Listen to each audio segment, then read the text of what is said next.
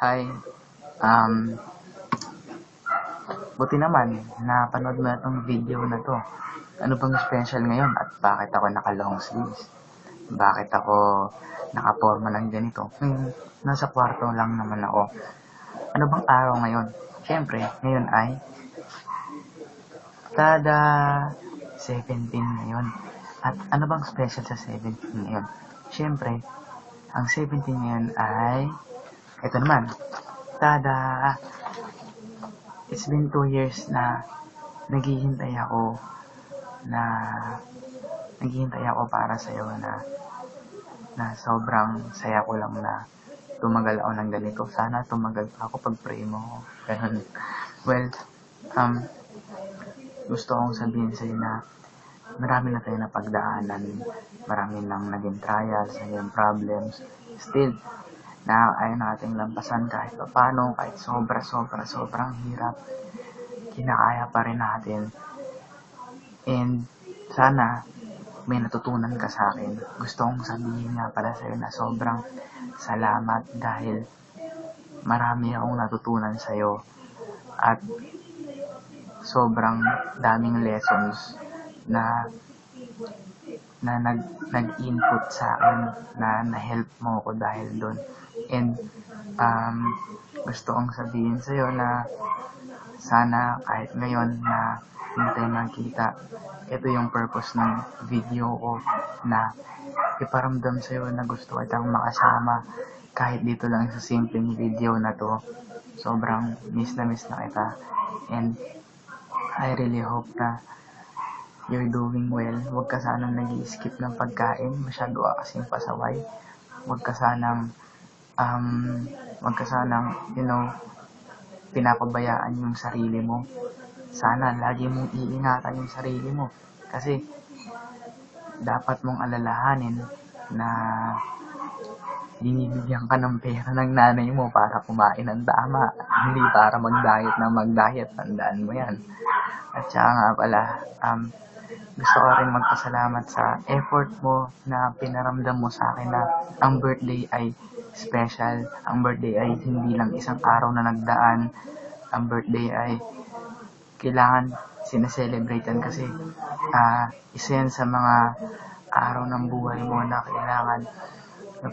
kailangan chine-cherish mo kasi tumungtong ka na naman ng isang taon. Binigyan ka na naman ni Lord ng panibagong taon sa buhay at laging sinasabi sa atin, lagi ko naririnig sa mga prayers ng mga kaibigan ko na dapat maging fruitful yung mga years na yun na kasama siya.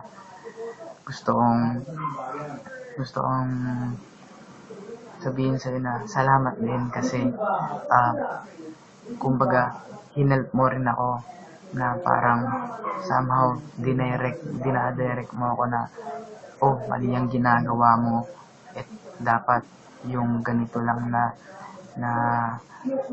dapat yung mga actions mo iniisip mo una bago mo ginagawa. Kahit minsan hindi na ako manalo sa mga away natin kasi ang lakas mo mang away, inaway mo ako lagi, nakakainis ka. Gusto kong tandaan mo na napaka-special mo sa akin na kahit ngayon wala akong bibigay sa'yo na kumbaga yung mga material na bagay na gusto mo hindi ko maibigay. Sobrang tagal ko pang mabigay. Nag-text ka na naman, ikaw na naman yon. Well, sobrang tagal kong pag-iipunan.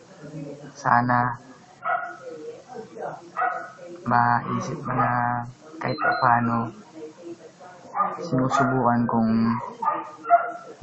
kong mag-effort na iparamdam sa'yo na you're very special. Sana huwag mong kakalimutan na special ka, hindi lang sa mata ko, pati na rin sa mata ng mga magulang mo, mga kapatid mo, mga pinsan mo, ng mga kaibigan mo, lalo na sa mata ni Lord.